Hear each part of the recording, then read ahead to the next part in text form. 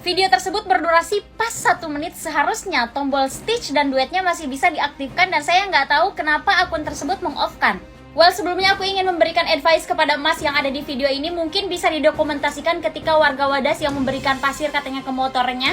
Saya akan kasih contoh bagaimana cara membuat video dokumentasi yang baik. Kenapa saya memberikan advice tersebut kepada Masnya? Agar seluruh masyarakat Indonesia, khususnya warga Wadas asli sana, mempercayai statement Mas dan mereka tidak berpikir bahwa Mas sedang kontur berita.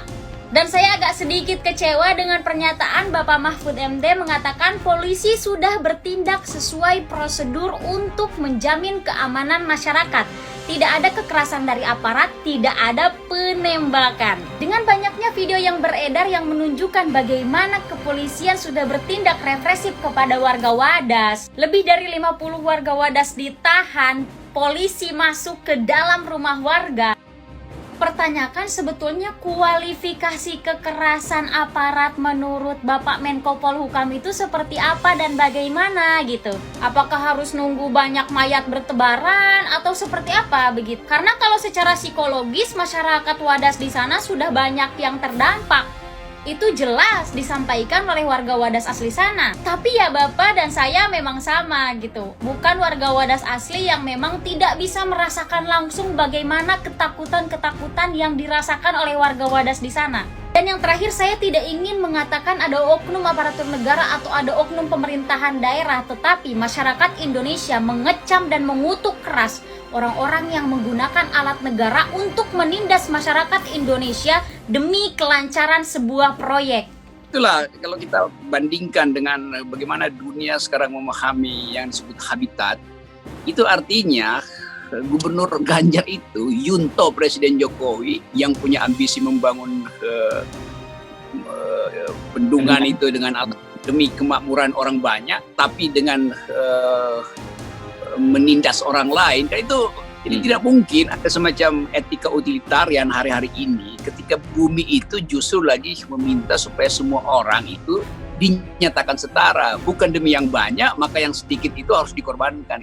Jadi nampaknya Pak Mahfud MD ini harus dicopot ya, karena dia menteri yang menyebarkan hoax. Yang harus dikoreksi dulu, ini Ustadz Slamet, beliau kan menyatakan tidak ada penggunaan kekerasan, tidak ada aksi kekerasan. Faktualnya Kapolda saja sampai minta maaf juga yang namanya Ganjar, meskipun minta maafnya tidak gentle gitu ya. Kalau ada warga yang merasa tersakiti, saya minta maaf kan begitu. Nah artinya saya sepakat dengan Ustadz Slamet, kalau ada perintah seperti itu, kalau ini masuk kategori proyek nasional, berarti ini sepengetahuan Pak Jokowi. Bisa jadi Ganjar ini hanya orang yang dipaksa oleh keadaan mau tidak mau memerintahkan atau minta tolong kepada Kapolda. Tapi prinsip secara umum, manajemen hukum yang modern itu seharusnya di dalam persoalan seperti ini, itu Ustadz Slamet menggunakan yang disebut mediasi penal. Ganjar Pranowo disebut panik elektabilitasnya terancam rontok gegara ricuh Wadas.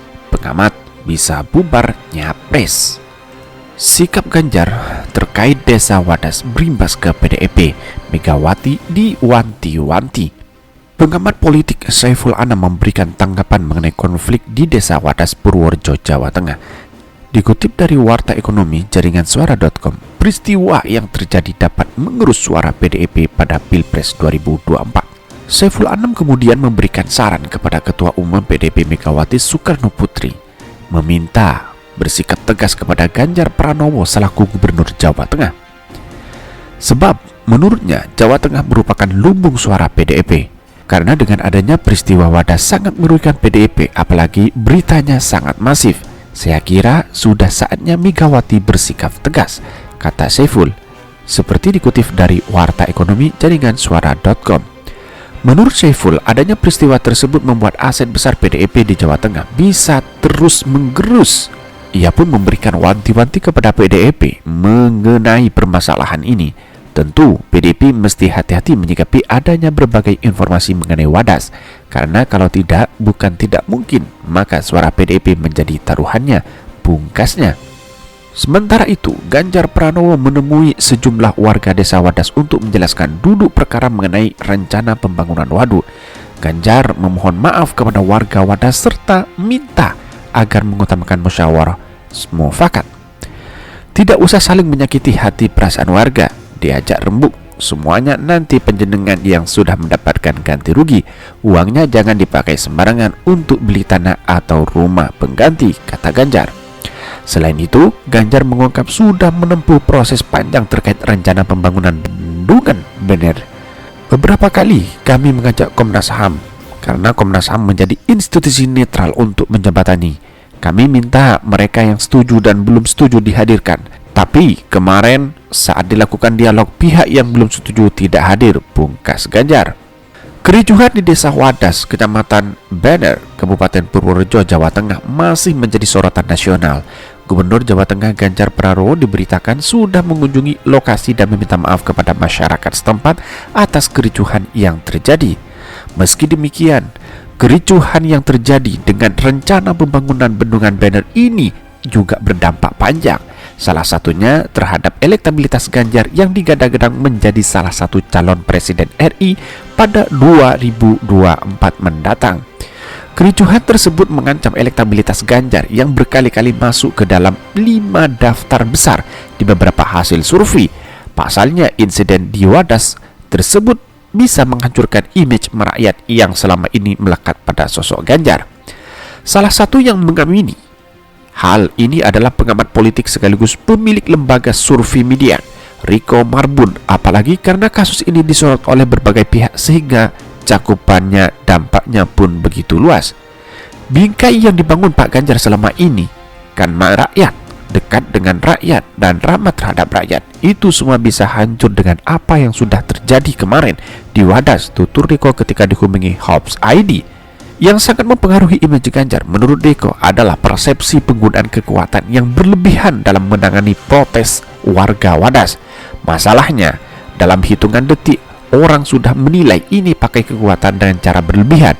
Ada show of force yang tidak normal dalam penanganan Wadas, kata Riko. Jelas ini mengancam elektabilitas Ganjar. Riko juga ikut menyoroti aksi Ganjar yang berlangsung mengunjungi Desa Wadas dan meminta maaf kepada masyarakat. Menurutnya, aksi tersebut sangat wajar dilakukan Ganjar, bukan hanya karena terkait kapasitasnya sebagai Gubernur Jawa Tengah, tetapi juga terkait kepentingan sebagai capres. Ganjar paham dia harus membangun komunikasi yang baik untuk menetralisir dampak politik yang lebih besar.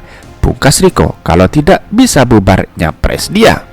Sebelumnya diberitakan, Desa Wadas ricuh usai pemerintah berniat melakukan pengukuran lahan milik warga sejak Selasa, 8 Februari 2022. Pengukuran lahan ini sedianya berlangsung sampai Kamis 10 Februari 2022. Dalam prosesnya, terjadi ketegangan antara aparat kepolisian dan warga yang menolak proyek tersebut. Alhasil, sejumlah berakhir diamankan oleh petugas.